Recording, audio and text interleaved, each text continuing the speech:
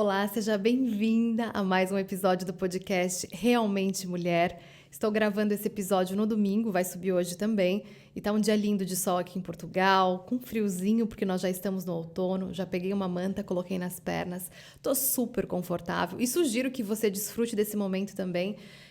Não sei em que lugar você está desse mundão, mas aproveite, prepare um café, um chá. Eu gosto muito de consumir podcast fazendo as unhas, então fica uma sugestão aí, enquanto eu tô fazendo as unhas, fazendo autocuidado do corpo, aproveito para cuidar da mente também, aprendendo com outras pessoas. Eu quero começar esse episódio com uma frase que me acompanha e me persegue desde o momento em que eu comecei a estudar o comportamento humano, que é a seguinte: uma vida não examinada não vale a pena ser vivida. Sócrates disse isso há mais de 2000 anos e eu preciso confessar para vocês que eu demorei quase metade da minha vida para entender o que realmente ele quis dizer. Porque se nós formos honestas, quem gosta de se examinar? A gente foge disso, na verdade, o cérebro foge disso. É muito mais fácil examinar os outros do que fazer uma autoanálise da nossa vida. Porém, Sócrates tem aí a sua sabedoria para nos guiar e mostrar que tem algo que a gente precisa aprender.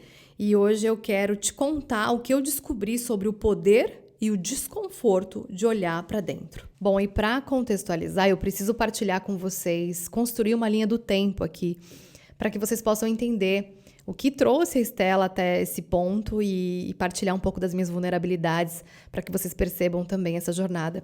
Eu sou uma menina que todo mundo que me conhece desde pequenininha fala que eu era um pouco inconformada. A minha mãe usava o termo que eu era teimosa. Mas essa característica de personalidade ela foi fundamental para o meu desenvolvimento. Minha família é uma família humilde, então tudo que a gente precisava conquistar tinha que ser com muito esforço, muita dedicação.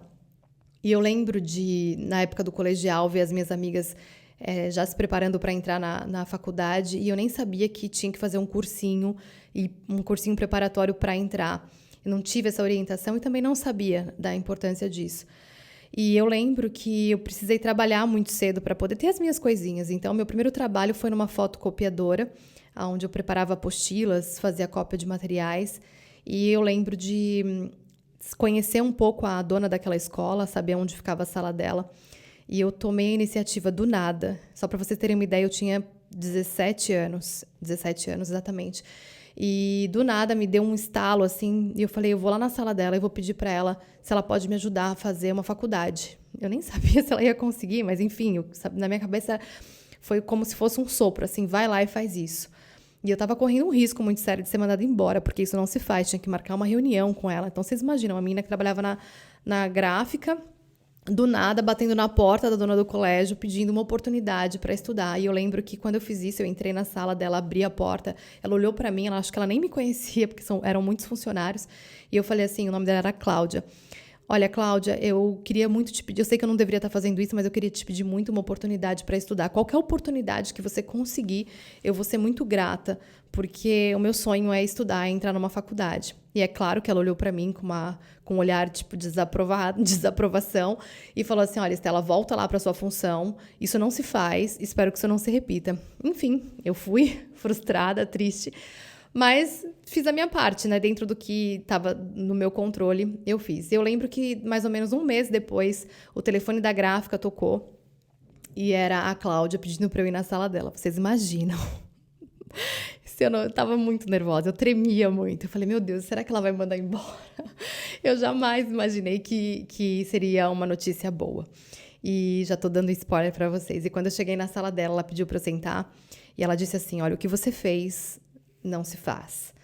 Porém, eu vi em você uma vontade muito grande de estudar. E isso é uma das coisas que eu valorizo, por isso que eu sou dona de uma escola. E eu queria te falar que eu consegui uma oportunidade para você numa faculdade onde você vai conseguir estudar e você vai ter uma bolsa, né? Uma oportunidade de 90%, onde nós vamos te ajudar com esse valor e você só vai precisar investir os 10%. Eu olhava para ela, gente, até me arrepio para contar isso para vocês. Eu olhava para ela e não estava acreditando no que eu estava ouvindo, porque ela tinha acabado de me dar uma esperança de poder realizar um sonho que era começar uma faculdade. Eu nem sabia o que eu queria fazer, qual era o curso, mas eu tinha certeza que era uma grande oportunidade na minha vida. Eu lembro de abraçar ela, de agradecer, com os olhos cheios de lágrimas, e chegar em casa e contar para os meus pais. Minha mãe não acreditou o que eu tinha feito. Você é maluca. Mas eu tinha certeza que o ser inconformada e ser rebelde e teimosa, muitas vezes, como minha mãe dizia, foi fundamental para essa decisão. E a minha jornada começa aí. Então, eu entro na faculdade. No primeiro ano da faculdade, eu já recebi uma proposta para fazer um estágio num banco americano. Largo a gráfica, perco os 90% de desconto, mas de acordo com o salário que eu ganharia como estagiária, era o suficiente, até mais, na verdade, para conseguir pagar a minha faculdade integral. Então, já no primeiro ano, eu consigo pagar a minha faculdade integral. Passo 2 anos fazendo estágio nesse banco, vou sendo transferida para outros bancos, recebendo propostas novas. E fiquei por volta de 13 anos na área financeira. E preciso confessar uma coisa para vocês. Eu sou péssima com números. Eu não sei, na verdade, eu sei como eu fui parar nessa área. O meu pai, quando eu era jovenzinha ainda, ele tinha um irmão que trabalhava em banco, ele foi concursado e tinha, digamos, naquela época usava o termo estabilidade, que a gente sabe que isso não existe. E o meu tio trabalhava nesse banco e meu pai falava para mim assim, ó, você precisa fazer aqueles conselhos, né? Você precisa fazer concurso público para passar e ter estabilidade. Então, aquilo ficava muito na minha cabeça de trabalhar em banco. Então, eu acabei seguindo essa área. E eu estou resumindo aí mais ou menos 10, 12 anos da minha vida. Por volta ali dos 9 anos nessa área, eu recebi uma proposta para ser transferida para um país chamado Luxemburgo. Uma menina de 26 anos que nunca tinha saído do Brasil, nunca tinha andado de avião, acabava de receber uma proposta dos sócios da empresa onde eu trabalhava para ser transferida. Eu era noiva do Eduardo, a gente decidiu antecipar o casamento e decidimos, se você não conhece Luxemburgo, Luxemburgo é um país de conto de fadas, é um país incrível. E a gente ia começar a nossa vida lá, eu e o Eduardo casados, a gente nunca tinha morado juntos, então vocês imaginam o tanto de desafio, né? Eu tinha 26 anos, eu só morei com os meus pais, o Eduardo também, a gente casou, pega avião junto, muda de país e começa a vida do zero. E é aqui que eu quero começar a contextualizar com vocês, principalmente o quanto eu não me conhecia. Eu achava que eu me conhecia. A gente pode dividir entre expectativa versus realidade. Sabe aqueles quadros que a gente vê na internet, expectativa e realidade? A minha expectativa de mudar de país, casada com o homem da minha vida, para um país maravilhoso, enfim, muito bem estabilizada, era que eu ia ser feliz. Na minha cabeça, assim, eu já estava feliz e eu ia ser mais feliz. E qualquer mulher na minha idade, menina na minha idade, ia estar realizando um grande sonho. E essa era a expectativa. E a realidade foi completamente diferente. Foi aí que eu comecei a ter que lidar com alguns dos meus monstros internos, assim eu posso chamar, onde eu comecei a não ter o controle sobre o meu emocional. Eu venho de uma família que eu lidei com muito estresse dentro de casa e isso acabou por trazer para a minha realidade no meu casamento. Então, eu e o Eduardo, a gente discutia muito, eu não era paciente, eu tinha um descontrole emocional muito grande, muito impulsiva, não só no meu comportamento para com os outros, mas também na questão alimentar. Então, eu vivia alguns desafios no trabalho, estresse. Chegava em casa, tomava vinho, queria beber para poder aliviar, fugir daquele desconforto do estresse. Comia muito. Em 6 meses, só para vocês terem uma ideia, 6 meses morando em Luxemburgo, eu ganhei entre 13 e 14 quilos. Eu só fui perceber que eu ganhei peso porque quando chegou o verão, eu fui subir uma roupa nova que eu tinha comprado, que era a mesma numeração que eu usava no Brasil, e a calça não passou no meu quadril, e eu entrei em pânico, comecei a chorar, desesperada, porque eu não tinha percebido, né, aquele evento acontecer, mesmo consciente de que eu tinha comido demais, de que eu tinha me descontrolado demais. E a partir daí a minha vida começou a ir por um caminho muito ruim, sabe? Eu e o Eduardo, a gente quase se divorciou. Eu não estava feliz, eu fugia dessa infelicidade para as compras. Então, como eu tinha acesso, eu ia nas lojas, todo dia eu chegava em casa com uma sacola, uma joia, uma bolsa, uma roupa, enfim. E o Eduardo sempre falava, amor, para de comprar, não tem necessidade disso. E eu ficava brava com ele, enfim, discussões atrás de discussões. E eu não me conhecia, eu não me examinava. Eu achava que por ser adulta era aquilo, eu tinha que ser daquele jeito e ele tinha que me aceitar daquele jeito. E, enfim, nessa fase o Eduardo tentando me ajudar e se ajudar também, porque ele também não estava bem, foi diagnosticado com depressão nessa fase. Ele decidiu buscar o que estava dentro do alcance dele e começou a ler, a se desenvolver, a ver alguns vídeos na internet para perceber o que estava se passando e se tinha realmente uma saída. Nós tínhamos buscado, na verdade, antes disso, ajuda profissional, mas nada resultava, nem os medicamentos e nem o que os profissionais falavam. E ele começou a buscar essa alternativa do se examinar e se desenvolver. E eu lembro de ver o Eduardo acordando cedo, fazendo exercício, orando, lendo, estudando, se desenvolvendo, ganhando um aspecto novo físico, os olhos dele novamente ganhando vida. E aquilo começou a me deixar mal, porque a gente não estava bem. Eu vi ele ficando melhor e eu ficava me sentindo injustiçada, sabe? Como assim?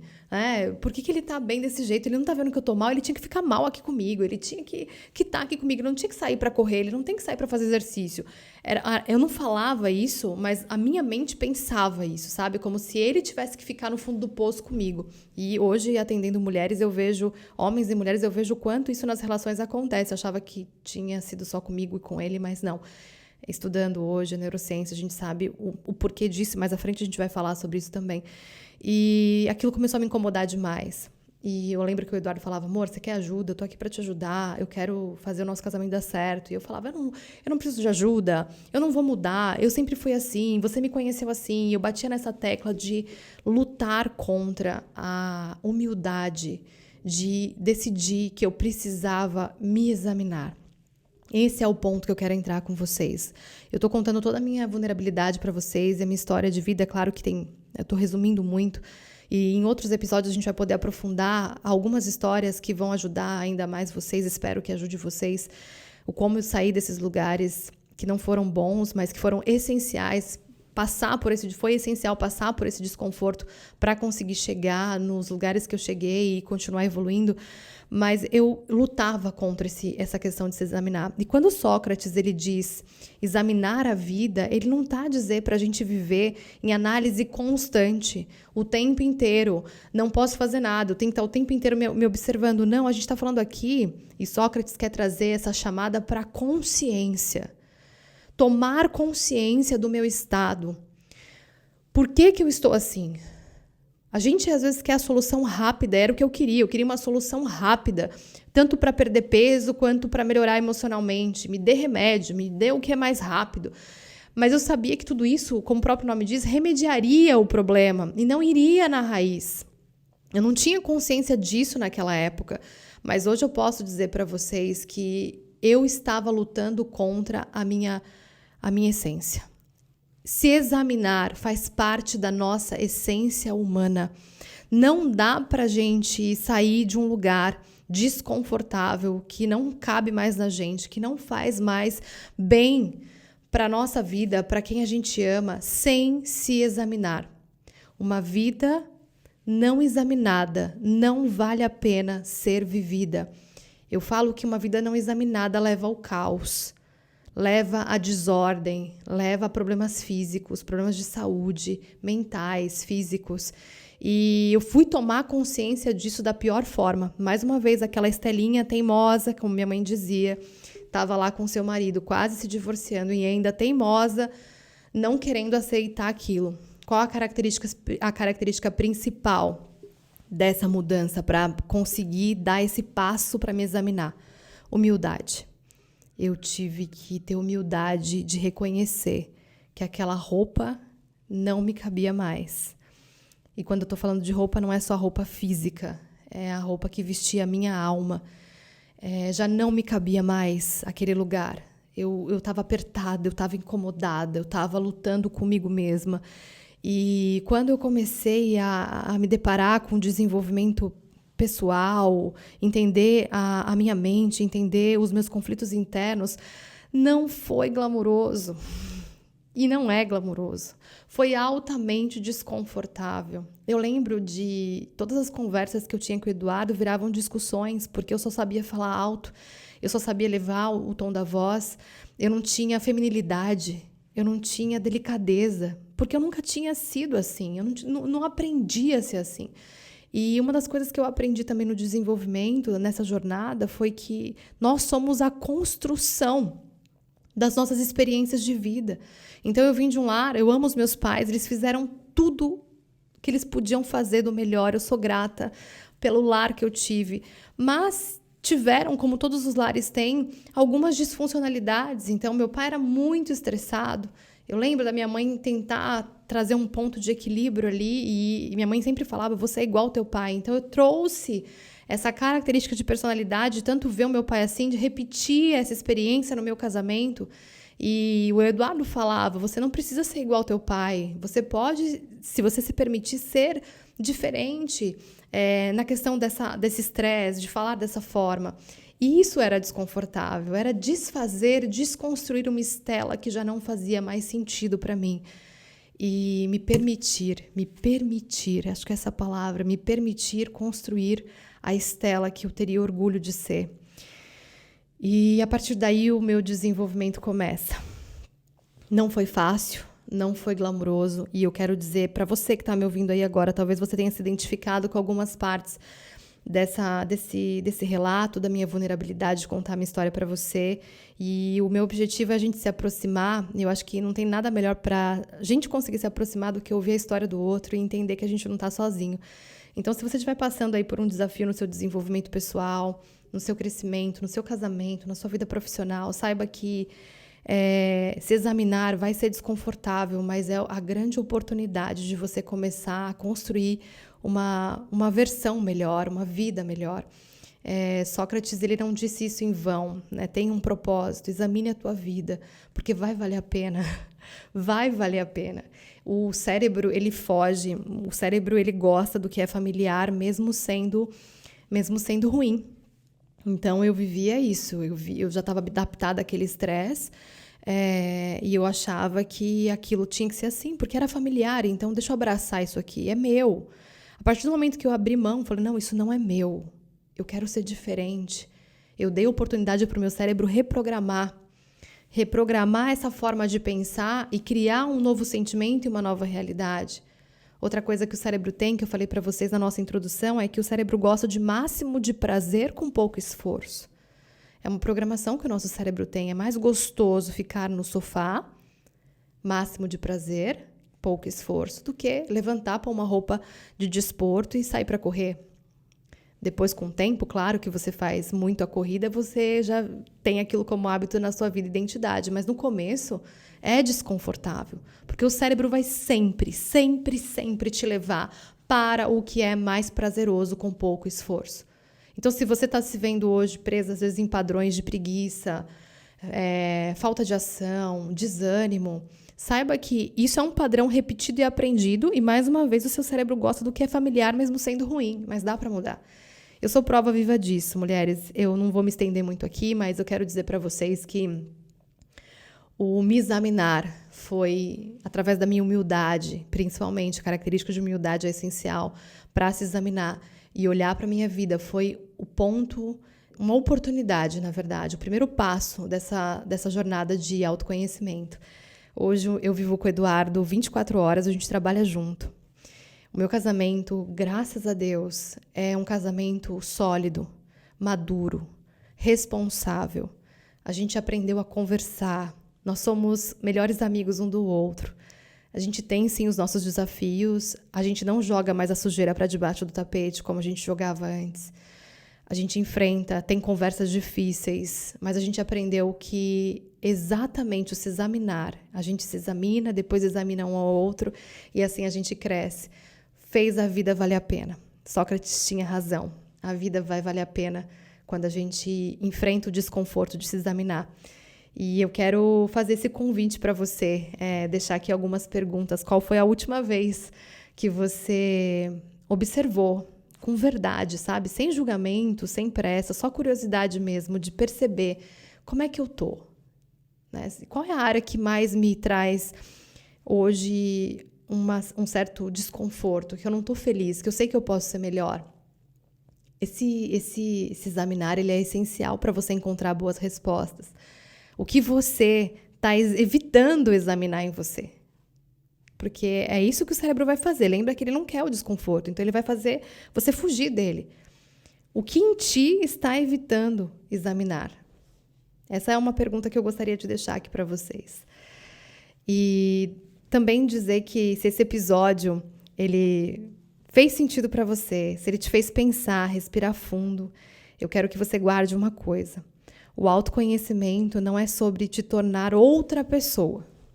É sobre finalmente você ser quem sempre foi, mas você esqueceu. A nossa essência, ela tá ali, mas conforme as experiências de vida vão acontecendo, a gente vai se perdendo dessa nossa essência. E voltar para ela, hoje eu me considero uma mulher mais feminina, amorosa. Tenho, sim, a minha personalidade forte, e isso faz parte de quem eu sou, mas eu tenho temperamento de avaliar, autocontrole. E tudo isso foi treinado a cada momento que eu examinei a minha vida, que eu parei, sentei, escrevi num caderno, orei, enfim, porque são várias vertentes, são várias frentes do desenvolvimento. Não existe só um manual certinho para cada mulher, não.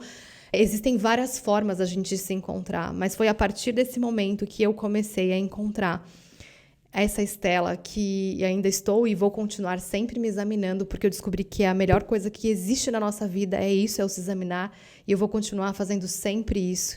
E eu quero te desafiar a enfrentar esse desconforto. A gente precisa começar a entender que o desconforto é uma ferramenta, quando a gente tem uma intenção sobre ele de melhorar, é uma ferramenta fundamental para a nossa evolução. Pare de fugir do que é desconfortável. Seu cérebro quer que você fuja, mas não fuja desse desconforto de se examinar. Vai valer a pena. Finalizo aqui, então, esse episódio do Realmente Mulher. Espero que tenha feito diferença na sua vida. Convido você a não esquecer de avaliar esse podcast. É muito importante para o nosso trabalho e para que esse podcast chegue nas mulheres certas. Que você dê lá as estrelinhas, siga a página aqui do podcast, para que a gente consiga alcançar mais mulheres. Envie esse episódio para uma amiga que precisa ouvir sobre isso, alguém da sua família. Eu acho que quanto mais a gente espalhar a mensagem, mais pessoas vão ser tocadas pelo nosso podcast Realmente Mulher. E a gente cria a nossa comunidade aqui. Mais uma vez, obrigada pelo seu tempo dedicado. E nos vemos no próximo episódio do podcast Realmente Mulher.